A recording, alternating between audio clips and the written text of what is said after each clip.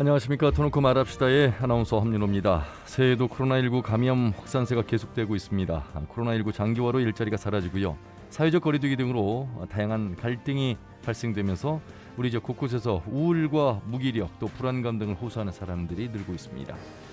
자, 이제는 코로나19 감염 확산을 막는 건 못지않게 코로나 블루, 코로나 우울을 극복하기 위한 심리 방역과 정신보건에 대한 관심과 대응도 절실한 시점이 아닐까 싶습니다.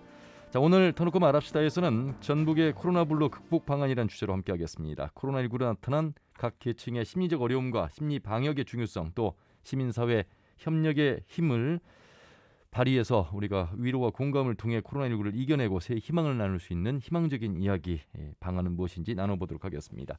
터놓고 말합시다는 사전 녹음 방송으로 진행하고 있습니다.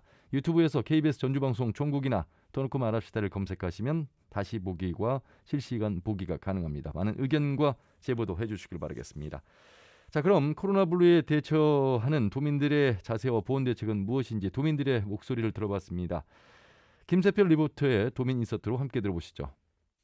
코로나19로 인한 피해도 크지만 심리적으로 힘든 게 가장 큰 문제인 것 같아요. 코로나가 언제 끝날지도 모르니까 우울한 사람들이 많은 것 같아요. 경제적 지원뿐만 아니라 이런 부분까지 같이 살펴야 할 것 같아요. 이제 우울증, 자괴감 이런 것들이 많이 밀려오는데 집에만 있는다는 게 뭐 어쩔 수 없는 것이긴 하지만 뭘 해야 하는지 감정의 동요가 전혀 없어지다 보니까 거기에서 공허감들이 많이 밀려오는 것 같아요. 저 같은 경우도 사람을 많이 만나고 있다가 못 만나다 보니까 삶이 약간 무기력해지고 그럴 때가 있는데 저는 돌파구로 생각한 게 저의 취미를 좀 강화하는 방식을 좀 선택을 했었거든요. 아니면 비대면을 좀 강화해서 많이 만나려고 노력을 했었는데 조금 힘든 시기긴 하지만 그런 식으로라도 자기가 할 수 있는 방안들을 찾아서 극복할 수 있는 환경을 만드는 것이 좀 중요하다고. 이제 창업을 하는 친구 중에 하나가 갑자기 코로나가 터지면서 막 상황이 자기가 진척도 안 되고 하는 친구를 정부가 이렇게 약간 상담 비슷하게 해서 만난 경우가 있었는데 그 만나고 난 다음에 그 친구도 약간 삶의 활력도 높아지고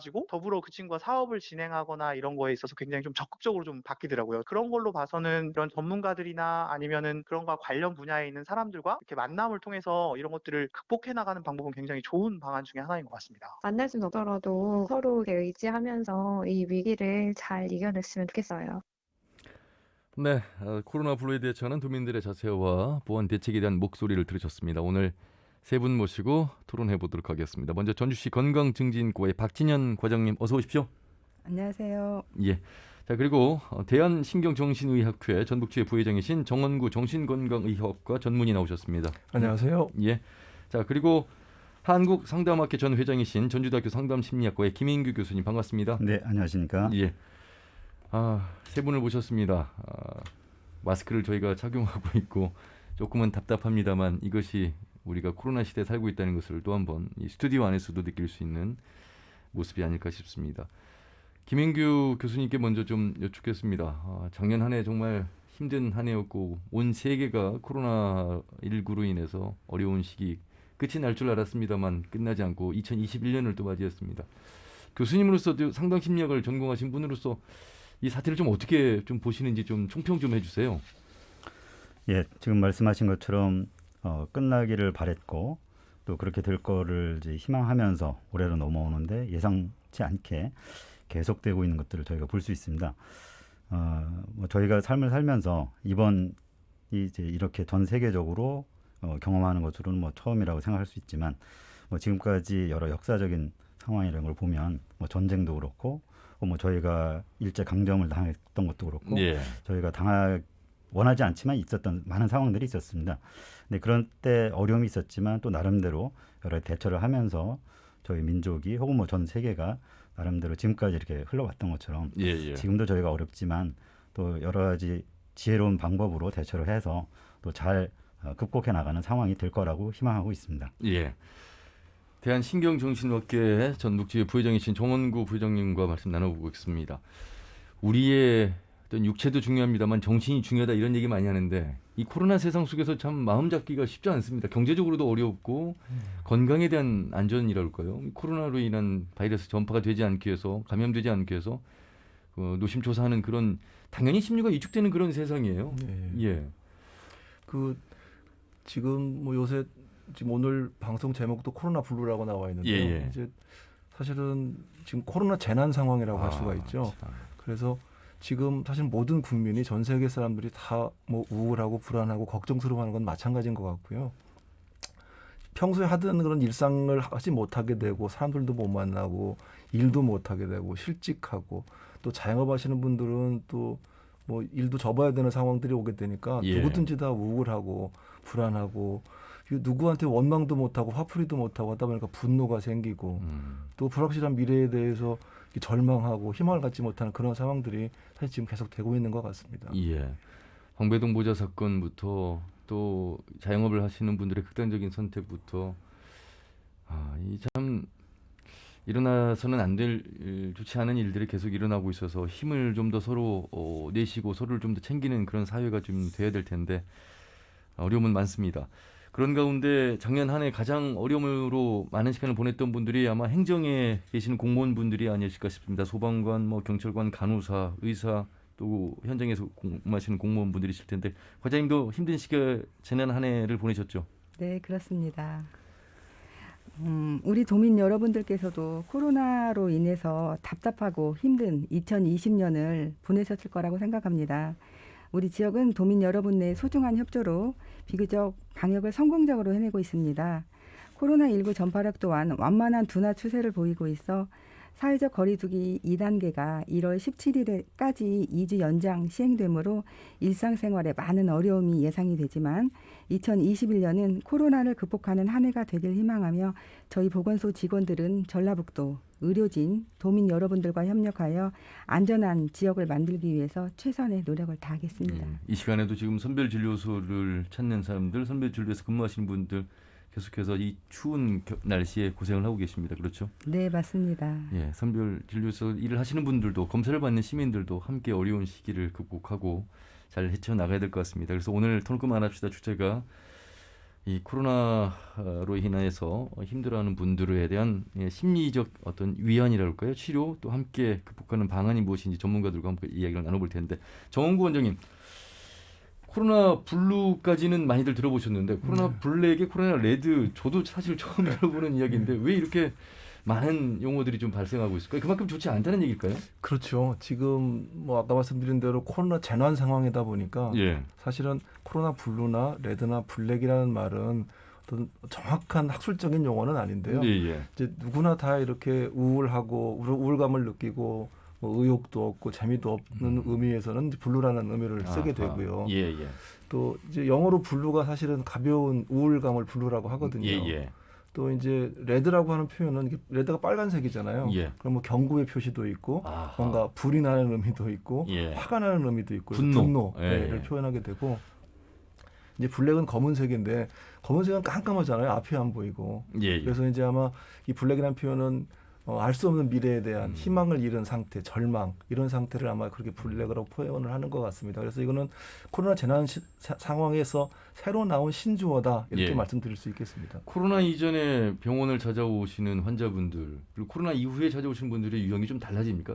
아니 그러지는 않은데요. 예. 이제 아무래도 이제 불안한 분들이 사실은 많이 있죠. 아. 그런데 이제 이 불안이라는 게 누구든 사실은 지금 상황에서는 불안하죠. 예, 예. 코로나에 감염될까? 또 누구와 접촉해서 내가 어떤 손가락질을 받지는 않을까? 그렇죠. 감염돼서. 그런데 어떻게 보면 이런 불안은 정상적인 불안입니다. 그래서 이제 지금 이런 재난 상황에서 느끼는 감염에 대한 불안은 누구든지 느낄 수 있는 거고 누구든지 벗어날 수 없는 건데 이 불안을 느끼게 되면 내가 아무래도 감염에 더 노출되지 않으려고 노력을 하게 되죠. 손을 더 씻는다든지 예. 또 마스크를 꼼꼼히 쓴다든지 사람들 만나는 것도 주의하게 되고 이런 노력을 하면 감염이 안 걸리는 거에 대한 긍정적인 효과도 있지만 이제 불안이 너무 많아져서 예를 들어서 밖에도 못 나가고 자꾸 하루 종일 뭐 뉴스 보고 있고 그래서 오늘 우리나라에서 몇 명이 확진됐는지 돌아가셨는지 어떤 문제가 있는지 자꾸 확인하게 되고 또 가족들이 집에 들어오면 옷 다 벗으라고 그러고 손 씻으라고 하고 그렇죠. 또 본인도 하루에도 막 수십 번씩 손 씻고 예, 예. 뭐 쓴 물건 또 다 깨끗이 닦고 하는 이런 소독하고, 건 반복적인 행동을 하다 보면 그런 건 이제 심한 불안이라고 할 수 있겠습니다. 예, 그래서 예. 제가 뵀던 분 중에서도 그런 심한 불안 때문에 병원도 못 오시고 전화로 상담하시는 분들도 계셨는데요. 이제 대부분의 많은 한 80~90%의 국민들께서는 사실 정상적이십니다. 그런데 예. 한 10 내지 20%의 분들이 이제 불안해서 더 힘들어하시고 예, 예. 불안도 느끼는 분들이 있으신 것 같습니다. 말씀하신 내용 중에 그 낙인 찍기 이 부분도 하나의 또 다른 유형이 돼버렸습니다. 김인규 교수님, 지난 연말에 이제 코로나 특집으로 5일간의 방송 일정을 만들면서 군산의료원과 남원의료원이 지금 지정병원으로 돼 있잖아요. 군산의료원에 근무하시는 간호사분께서 하실 말씀이 야간에는 의료 인력도 부족한데 꼭 코로나 환자 이송이 꼭 밤 새벽에 오더라고요. 그래서 왜 그렇습니까라고 소방관에게 여쭤보니까 낮에 가면 사람들이 다 알아보고 확진자구나라는 그 낙인 때문에 아무도 없는 그 시간대를 찾아서 119에 전화를 하고 그런다고 합니다. 그리고 이제 지금 순창에서 일어난 공무원의 보건계 이제 과장님이신데 코로나 환자로 확진된 이후에 이제 직위 해제되는 그런 뉴스. 물론 이 부분에는 또 해석의 여지가 있습니다만 이것도 또 다른 또 하나의 문제를 발생하는 게 아닐까 싶어서 낙인 찍기 이 부분도 참 우리가 바라보는 시각, 바라보는 시선 이거 좀 완화시켜야 되는 게 아닌가 이런 생각도 듭니다. 예, 그렇습니다. 이런 코로나로 인한 이제 확진이 되거나 혹은 또 접촉한 것이 확인이 되면 이제 자가격리가 되거나 혹은 병원으로 가야 되고 이런 상황 속에서 그런 신체적인 질병으로 인해서 사실 힘든데 예. 그런 낙인이 찍히고 그것으로 인한 여러 가지 비난이나 혹은 사회 활동이 제약되는 것들이 상당히 어려움이 있는 것 같습니다. 그래서 저희가 이제 이 부분에 대해서는 우리가 사회적 거리를 지키기 위해서 뭐 사람을 안 만나거나 2m 이상 거리를 유지하는 건 필요하지만 그 반대적인 측면은 심리적 거리는 오히려 더 가까이 하는 게 필요하다는 생각들을 우리가 다 같이 하고 그런 운동을 펼칠 필요가 있다고 생각됩니다. 예. 물론 이제 코로나 확진된 분과 가까이 하는 것이 겁이 나기 때문에 일정 정도 멀리 하려고 하는 것은 당연한 일이겠지만 그런 분들이 갖고 있는 심리적 고통이나 또 그들이 그것으로 인해서 여러 가지 실제는 삶에 힘든 것들을 보면서 그분들을 불쌍히 여기고 혹은 그분들을 도와주려고 하는 그런 마음들이 우리 국민들 사이에서 더 일어나야지 이런 상황들은 다 같이 지혜롭게 극복해 나갈 수 있을 것이라고 생각합니다. 예. 일반 시민들도 코로나 블루로 인해서 힘든 시기를 겪고 있습니다만 행정에서 근무하시는 분들도 역시 더 어려움이 많습니다. 내 근무가 아닌데 파견을 나가서 장시간 또 시간에 근무를 해야 되는 그런 상황도 발생을 하고 있고요. 어찌 보면 과거에 이제 사스나 메르스나 신종플루가 있었습니다만 그때 상황과 지금은 완전히 다릅니다. 그리고 전 세계적으로 일어나고 있는 이 바이러스.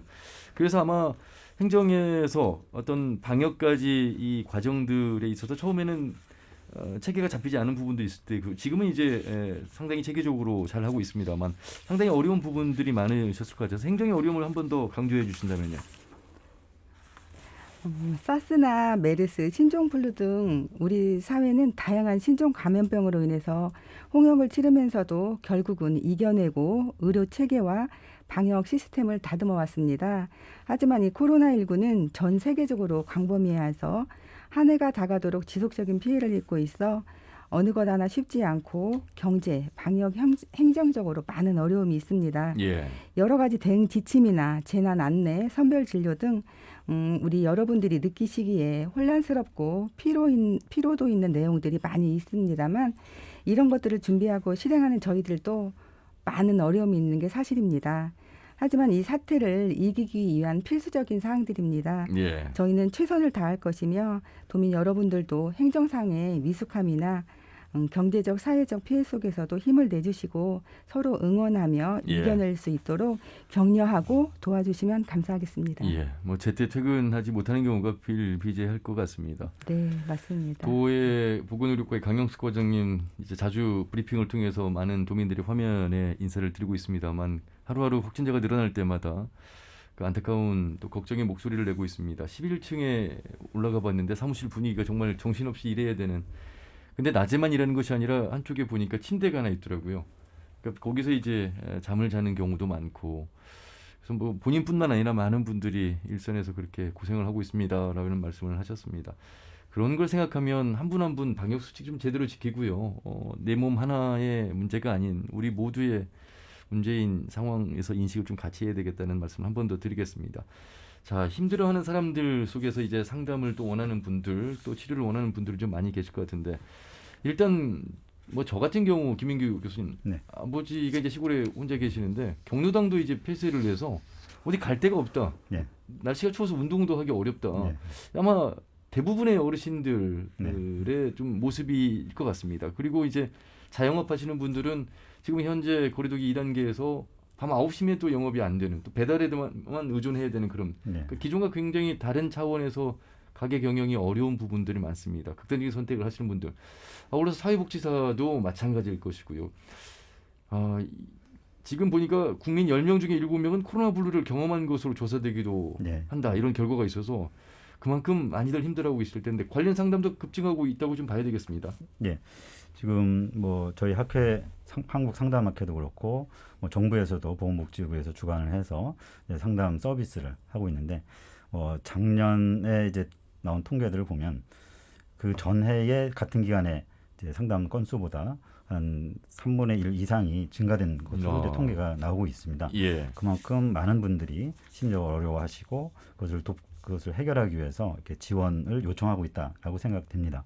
그런데 이제 그런 상황 속에서 이런 실질적인 해결책이 사실 뚜렷하게 주어지기가 좀 어려운 것 같은. 예. 지금 뭐 자영업자들에 대한 지원도 그렇고 또 지금 말씀하셨던 이제 경로당을 잘 못 가시는 노인들에 대해서 실질적으로 이제 어떤 지원하는 것이 쉽지 않다 보니까 결국은 이제 스스로 그 상황들을 해결해 나가셔야 되는 상황이 되고 예. 그 상황 속에서 이제 심리적인 힘을 갖도록 도와드리는 것이 이런 이제 상담 서비스의 기능일 거라고 생각이 됩니다. 예. 그런 상황 속에서 뭐 우울이라든지 불안이라든지 두려움 이런 것들을 누군가와 털어놓고 그걸 이야기를 하게 되면 그러면 실질적인 상황은 사실 변하는 건 없지만 그 상황을 대처하는 우리들의 마음 자세가 바뀌고 어떤 힘을 작은 어떤 새로운 시작을 할 힘을 갖게 돼서 그것을 하나하나 하다 보면 어쨌든 이 상황을 대처하고 극복하는 그런 지혜들을 얻고 해결해 나갈 것이라고 생각을 합니다. 예.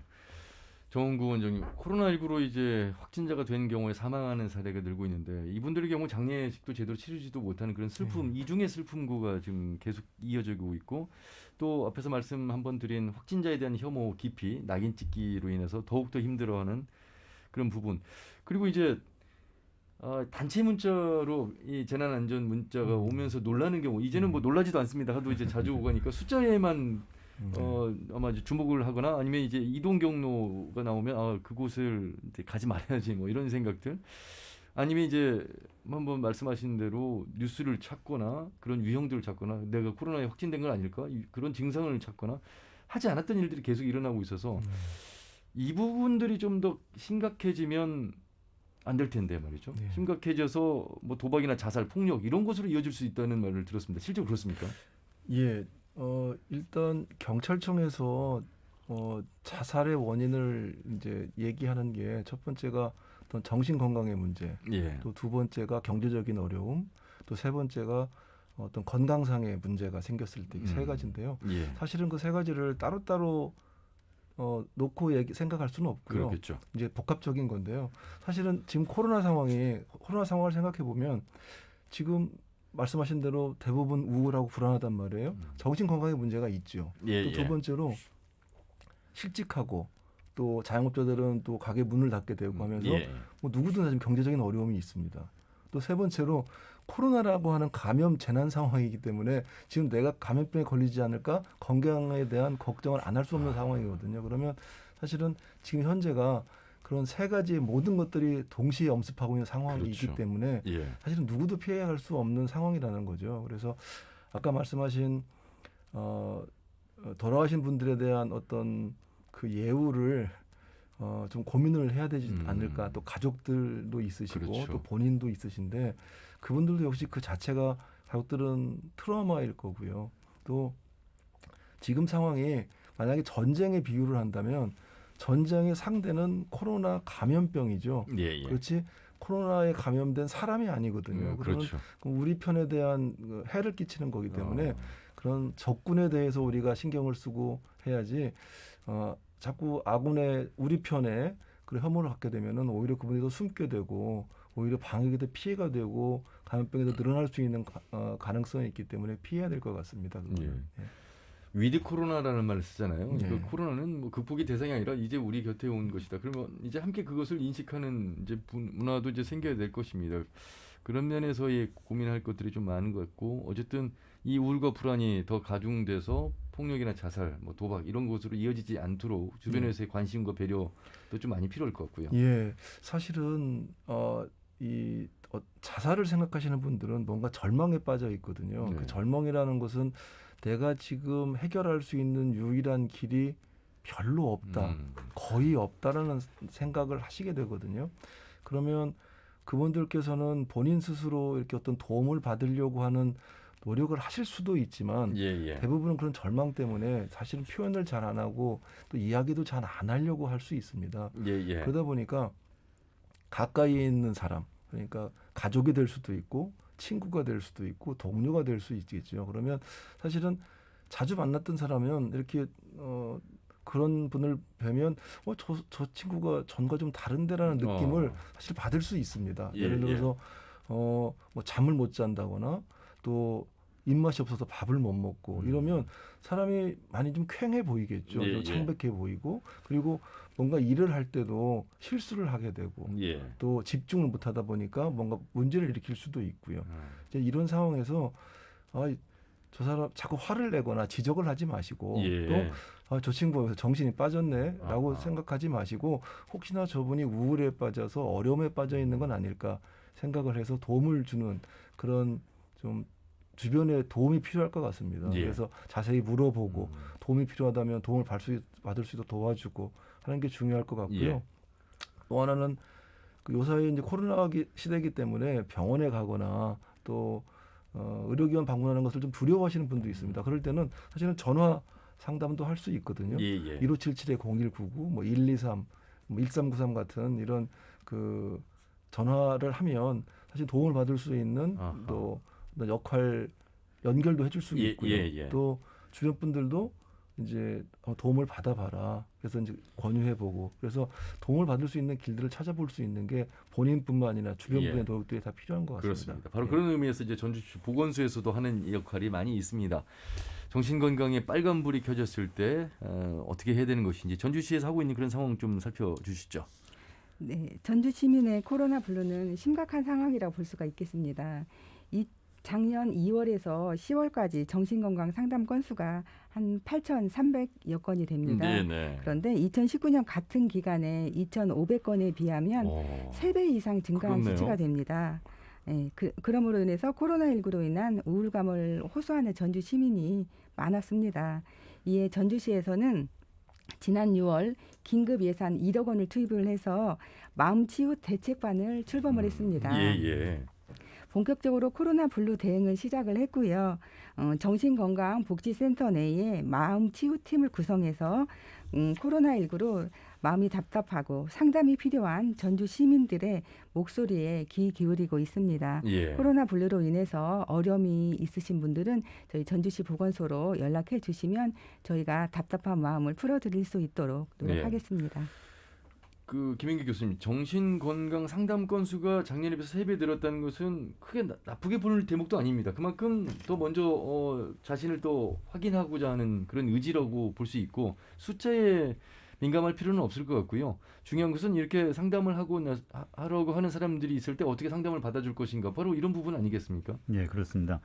사실 이제 이런 상담에 대한 관심이 많이 생기고 그래서 내가 상담을 받아야겠다라고 신청하는 것은 어떤 면에서 참 긍정적인 일이라고 생각합니다. 예, 예. 우리 신체적인 건강에 대해서 관심을 갖고 미리미리 예방하기 그렇죠. 위해서 정기적인 검사를 받는 것처럼 우리도 이제 지금 코로나 때문에 이렇게 많이 상담 사례가 늘어난 것으로 보이긴 하지만 예. 그만큼 이제 자기의 심리적 건강에 대해서 관심이 늘었다 이렇게도 해석할 수 있을 것 같아요. 예. 그래서 지금 과장님 말씀하신 것처럼 이제 전주시에서도 그런 서비스를 개발을 해서 지속적으로 제공을 하고 있고 또 민간 학회나 또 여러 가지 단체들이 그런 이제 상담을 받을 수 있는 기회들을 제공하고 있습니다. 예, 예. 지금 이제 청소년들 대상으로 하는 청소년 상담 지원센터라든지, 혹은 이제 학교 상담을 담당하고 이제 위센터라든지, 혹은 이제 가족에 대한 어떤 심리적 서비스나 생활적인 지원을 하고 있는 이제 건강가정지원센터라든지 이런 정부나 지방자치단체가 운영하고 있는 많은 이제 상담 지원센터들이 있습니다.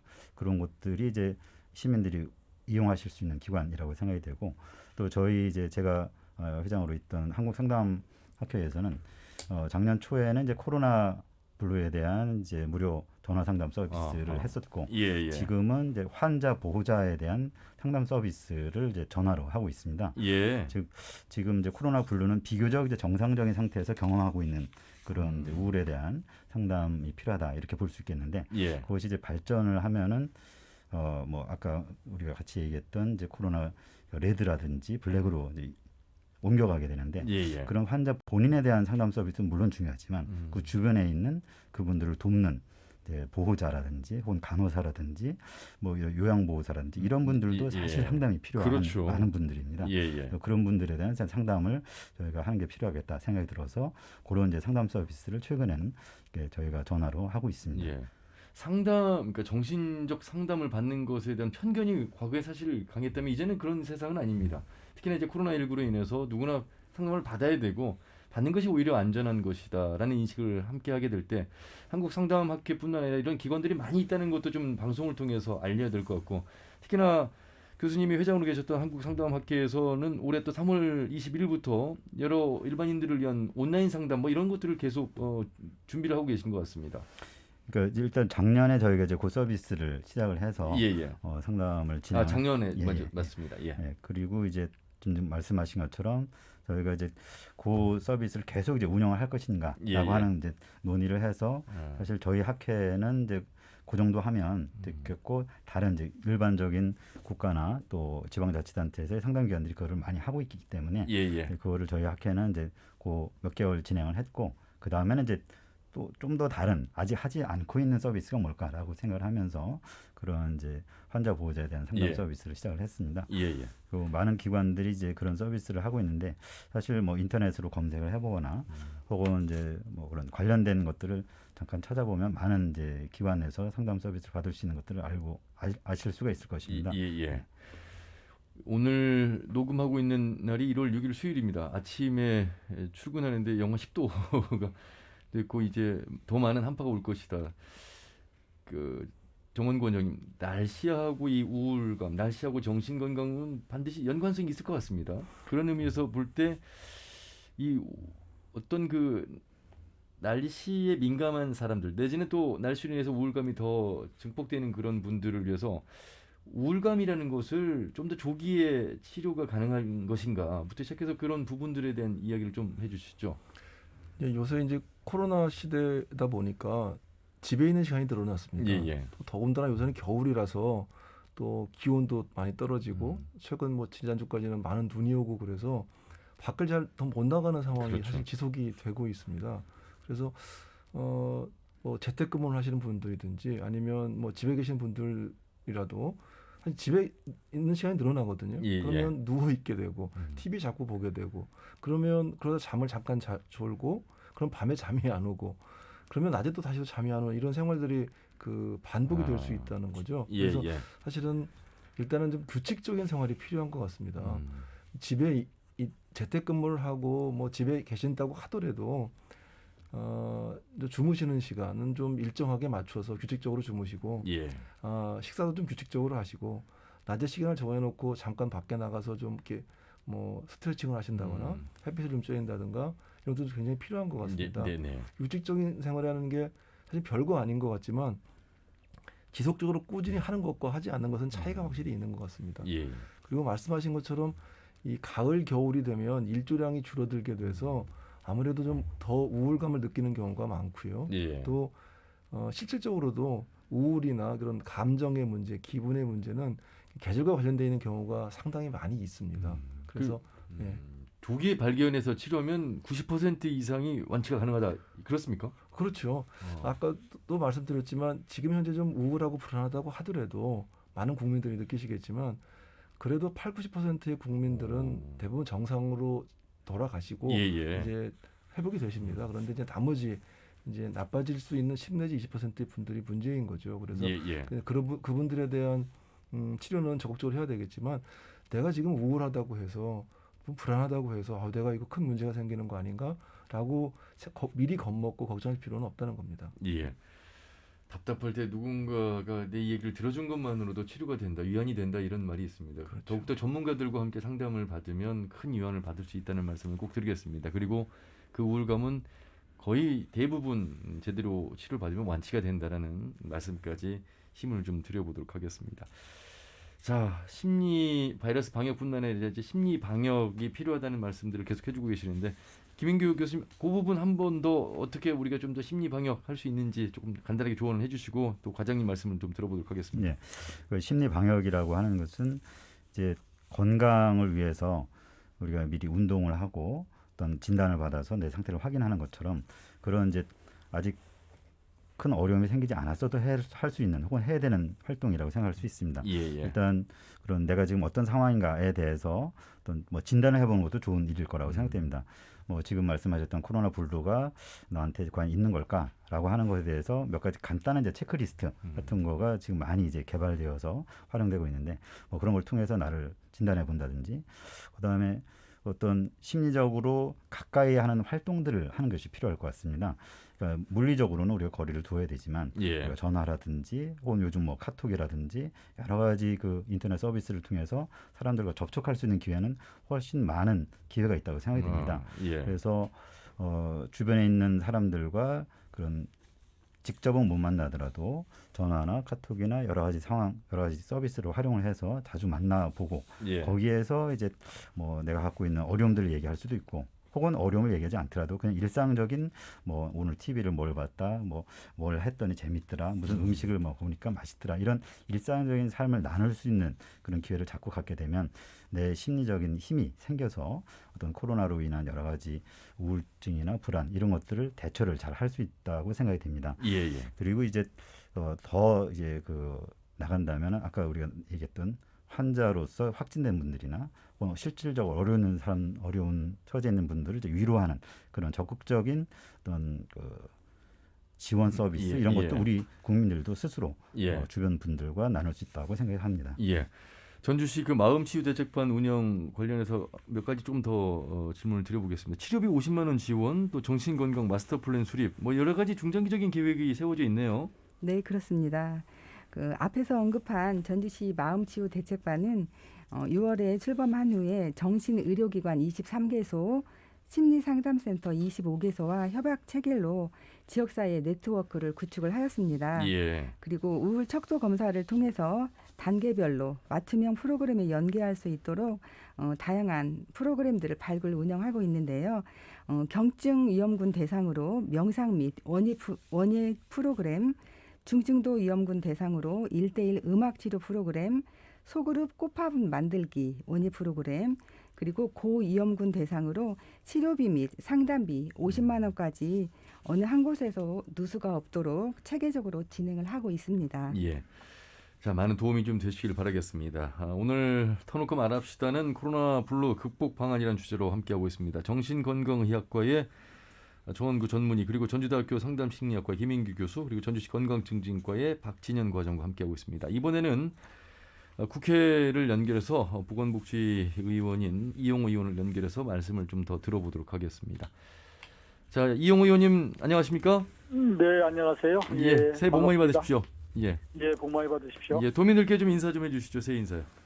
네, 사실 새해 첫날은 늘 희망과 또 새로운 각오, 계획 등으로 이렇게 시작을 하는 법인데 올해는 좀 예외였던 것 같습니다.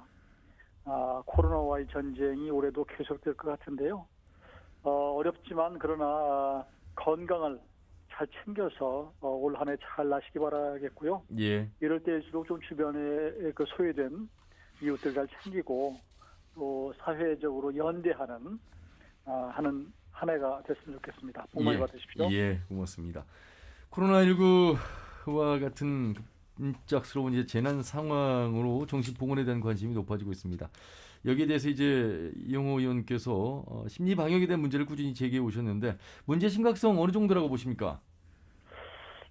데이터에 나타난 것으로 보면 상당히 심각하게 가고 있습니다. 코로나 블루라는 게 이제 처음에는 그냥 잠시 스쳐가는 병 정도로 생각했는데 실제 사회에서 일어나는 현상화되고 있다고 생각을 하고 있고요.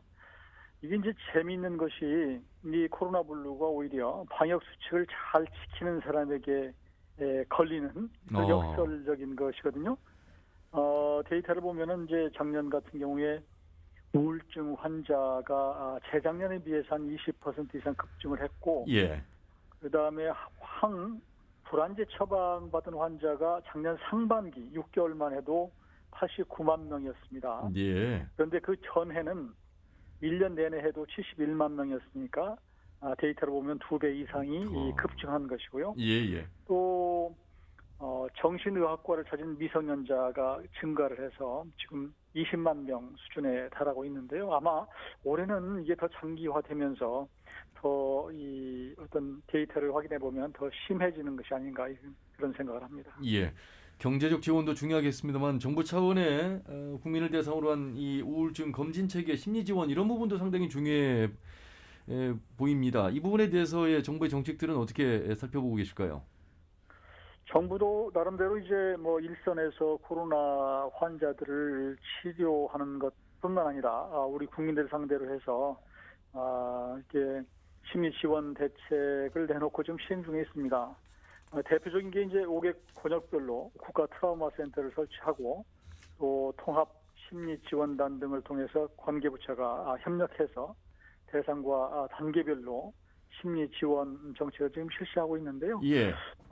그러나 지금 뭐 그게 얼마나 이 바닥까지 제대로 잘 퍼져 있을지 수혜가 갈지는 잘 모르겠어요. 네. 그러나 하여튼 정부로서는 나름대로 노력하고 있다는 말씀을 드리고 더 중요한 것은 이제 우리 도민들 한 분 한 분이 이 코로나 블루로 생기는 우울증, 상담 치료 이런 거에 대해서 좀 적극적으로 좀 이렇게 치료도 받고 상담도 받고 하는 것 그런 것들은 좀 필요할 것 같습니다. 예. 자, 남원 임실 순창 지역구 아무래도 이제 농촌 지역이 많습니다. 이곳에 이제 고령의 어르신들, 노인분들이 좀 많은 곳에서 이분들 지금 경로당도 폐쇄된 상황에서 더욱더 활동의 영역이 자유롭지 못합니다. 이분들에게 오는 특히나 또 독거노인분들, 또 몸이 편치 않은 분들이 많으신 상황에서 코로나 블루 더욱더 관심을 좀 가져야 되는 그런 숙제가 더 클 것 같거든요. 그러니까요. 지금 예년 같으면 이제 겨울에 농촌 지역의 어르신들은 거의 뭐 공동생활을 하거든요. 그렇습니다. 마을회관 같은 데서.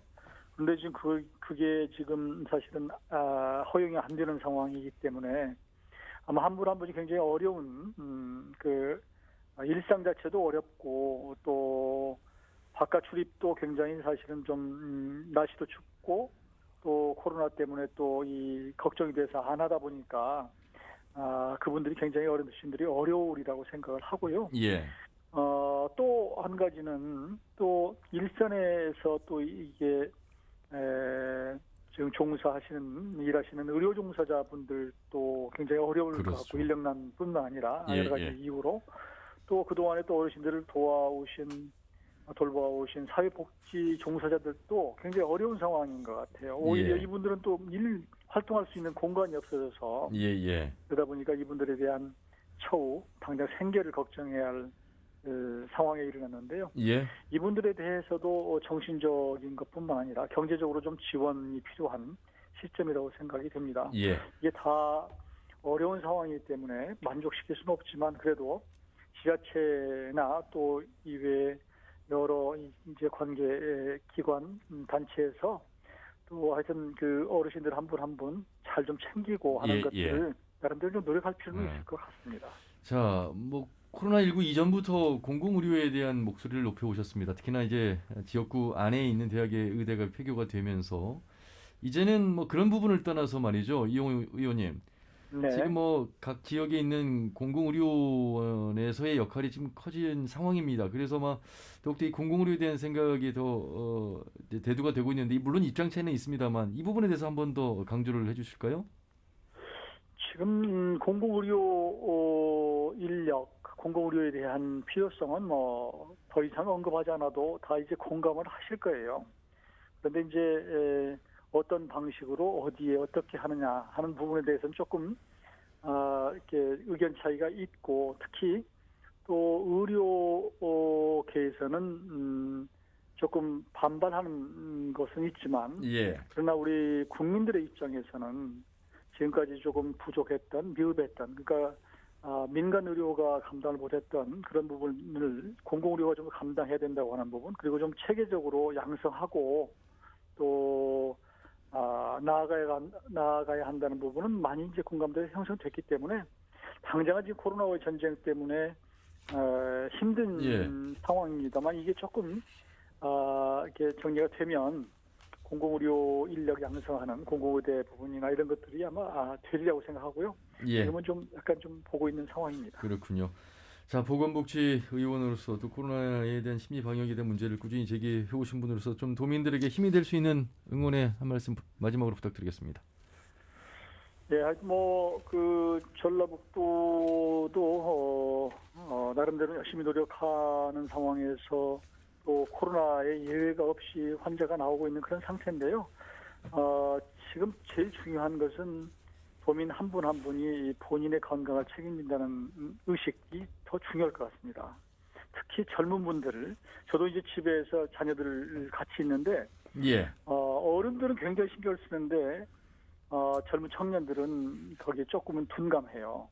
그리고 답답해하고 그러다 보니까 조금 더 행동을 자유스럽게 하는데, 일단 도민 한 분 한 분이 자신의 건강을 책임진다는 차원, 그리고 자신의 건강이 또 이웃의 또 공공의 건강을 기한다는 차원, 그런 차원에서 조금 더 신경을 써달라는 말씀을 드리고, 예. 힘들지만 우리 도민들 힘내시고요. 올 한 해 건강하시고 복 많이 받으시기 바랍니다. 예, 고맙습니다. 말씀 잘 들었습니다.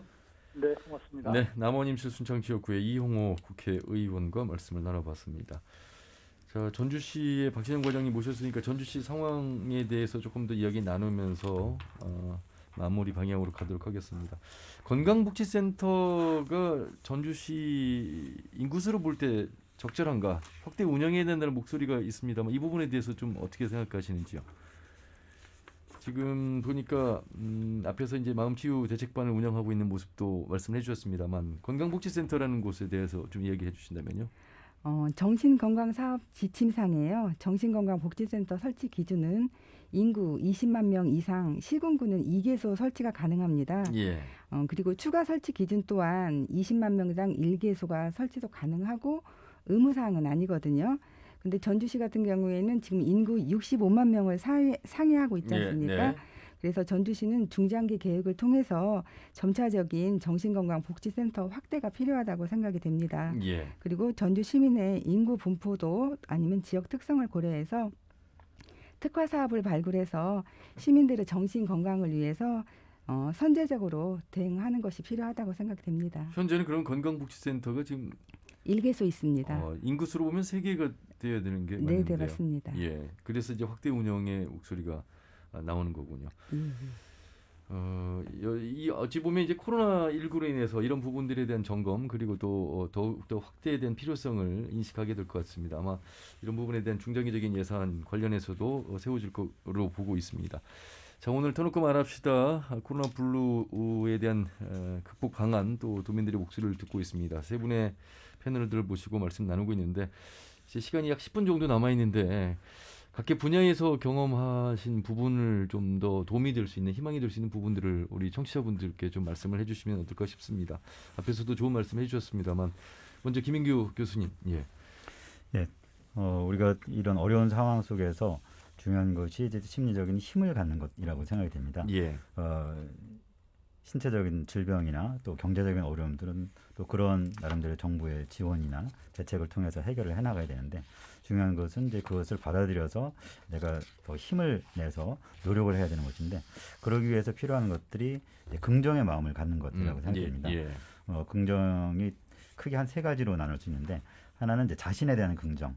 나는 괜찮고 나는 좋아질 수 있고 또 이 상황들을 해결할 수 있을 것이다. 혹은 잘 대처할 수 있을 것이다 라고 하면서 본인이 가지고 있는 장점들이나 혹은 본인이 즐거워하는 것들을 자꾸 찾고 누리는 것이 일단 필요하고 두 번째로는 이제 타인에 대한 긍정 내 주변에 있는 가족들이나 혹은 친구들이나 혹은 직장에 있는 사람들에 대해서 긍정적인 측면들을 바라보면서 그 사람들이 참 좋은 사람이고 뭐 그 사람들과 함께 있는 것이 참 좋다라고 하는 것들을 자꾸 생각하거나 말하거나 경험하는 것. 그다음에 이제 세 번째로는 이 세상에 대한 긍정이라고 하는 것인데 예. 이 세상이 물론 이제 코로나나 또 여러 가지 상황이 실제로 어렵긴 하지만 그러나 이것이 일시적인 어려움이고 또 이것들이 비교적 장기간 계속된다 할지라도 우리가 이 세상 살아갈 만하다라고 하는 이 세상 혹은 자신의 삶에 대한 긍정의 마음들을 갖고 그것들을 뭐 글을 써서 짤막한 구호나 이런 걸로 자기한테 자꾸만 말을 한다든지 그걸 주장한다든지 이렇게 하는 것이 우리가 이런 상황들을 대처하는 좋은 방법이 될 것이라고 생각이 됩니다. 예. 아무래도 많은 분들은 백신이 빨리 보급되기를 바라고 치료제까지 나오기를 바라겠습니다만 많은 시간이 다소 걸릴 것 같고 단순히 어떤 치료제와 백신에 의존하는 것 이상으로 또 필요한 것들이 있다면 역시 달라진 세상의 삶의 패턴의 변화 이런 부분들 개인적으로도 좀 가져가야 될 것들이 많을 것 같습니다. 정신 정원 권영님. 예.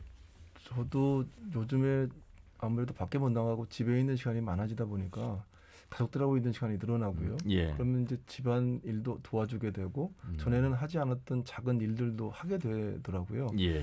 그런데 이제 이 코로나 시대에 느낀 게 이 만약에 행복이 얼굴이 있다면 예.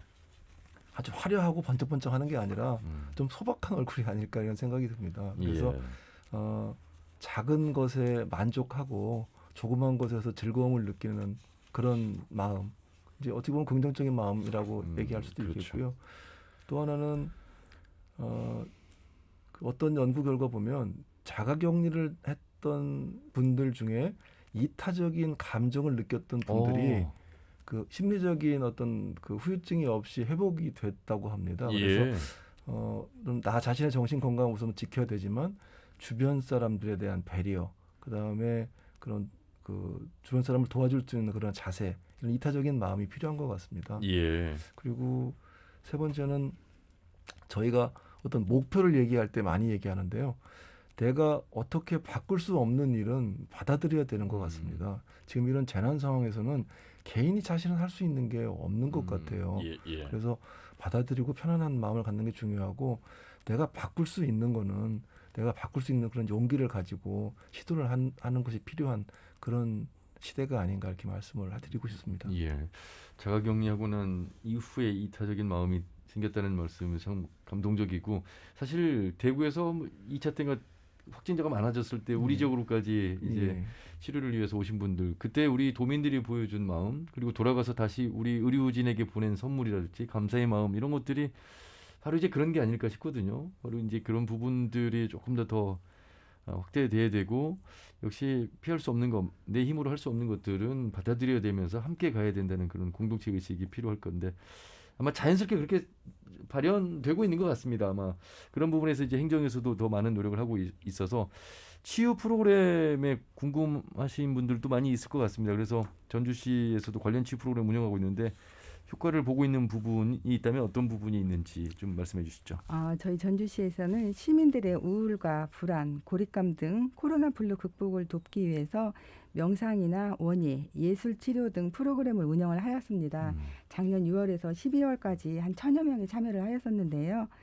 프로그램 참여도 만족도 또한 91%로 아주 높은 걸로 조사가 되었습니다. 그리고 우울증 척도 검사 결과 우울이나 불안, 스트레스가 많이 감소되어서 올해에도 활발한 프로그램을 통해서 우리 전주 시민의 마음 치유에 최선의 노력을 다하겠다는 생각을 해봅니다. 예. 김인규 교수님 연초에 과거 같으면 이제 연하장도 받아보고 손편지도 받고 또 전화도 받고 합니다만 주고받고 요즘에는 그래서 연말 분위기일까 뭐 또 연초 분위기를 만드는 것도 어려움이 됐습니다만 제가 드리고 싶은 말씀은 이럴 때 전화 한 통화에서 잘 지내고 있는지 또 SNS를 통해서 서로 근황을 알리는 그런 적극적인 모습들도 큰 힘이 되겠다 이런 생각이 들어서 저도 많이 못 받아봤고 많이 못 드린 것 같아요. 그냥 어떻게 지내고 있는지 궁금하기는 하나 또 적극적인 그런 마음이 안 드는 건 저만큼도 많이 그만큼 닫혀 있다 이렇게 좀 봐야 될 것 같습니다. 예, 뭐 우리가 계속 얘기하는 사회적 거리두기를 하다 보니까 자연스럽게 심리적 거리도 멀어지는 것이 저희가 경험하고 있는 상황인 것 같습니다. 그래서 지금 말씀하신 것처럼 연합장이나 전화나 이런 것도 오히려 잘 하지 못하고 어차피 만나지 못할 건데 뭐하러 하나 뭐 이런 생각도 하는 것 같아요. 이런 상황에서 저희가 좀 더 적극적인 마음을 갖는 게 필요하다고 생각되는데 좀 전에 이제 과장님 말씀하신 것처럼 이렇게 이제 격리를 당한 상황에서 오히려 다른 사람에 대한 관심을 갖게 된 분들이 잘 회복하더라라고 하는 것은 우리가 우리의 존재의 이유를 생각할 때, 그 존재 가치를 경험할 때, 내가 뭔가 잘 성과를 이뤘고 나한테 장점이 있어라는 것들을 발견하는 것도 좋지만, 내가 다른 사람의 어떤 어려움을 돕는 기여를 했을 때, 이 사회에 공헌을 했을 때 우리는 그것이 내가 잘 살았구나 하는 가치감을 느끼는 중요한 경험이 되는 것 같아요. 예. 이런 상황 속에서 누군가에게 관심을 갖고 전화하거나 뭐 카톡을 보내거나 이렇게 해서 그분이 즐거워하시고 그분이 뭔가 힘을 얻었고 뭐 그걸 통해서 나도 힘을 얻고 이렇게 하면은 그런 과정을 통해서 우리 자신의 어떤 가치감을 갖게 되고 그래서 비록 내가 경제적으로나 신체적으로 어려움이 있다 할지라도 내가 존재하는 것이 누군가한테 힘이 되는구나. 누군가한테 즐거움이 되는구나. 이런 것이 우리를 더 격려하고 우리가 이 상황을 극복해 나갈 수 있는 힘을 길러나가는 것이라고 생각이 됩니다. 예.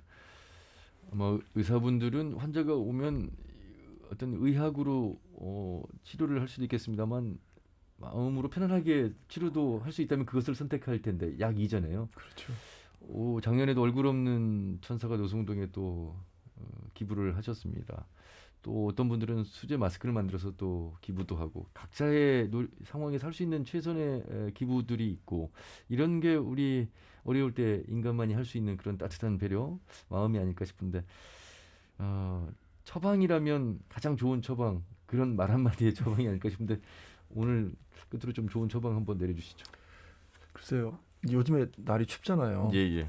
그러면 이제 차를 밖에 놔두면 뭐 서리가 내리거나 이렇게 얼음이 끼잖아요. 그러면 아침에 이렇게 손가락을 밖에 차창에 이렇게 딱 대면 조금 처음에는 좀 손이 싫었지만 조금 지나면 이렇게 점점 좀 주의가 좀 높잖아요. 예. 그것처럼 이제 한 분 한 분이 주변을 좀 생각하고 배려를 하면 그런 온기가 더 주변으로 더 퍼지지 않을까 그런 생각을 한번 해봅니다. 예.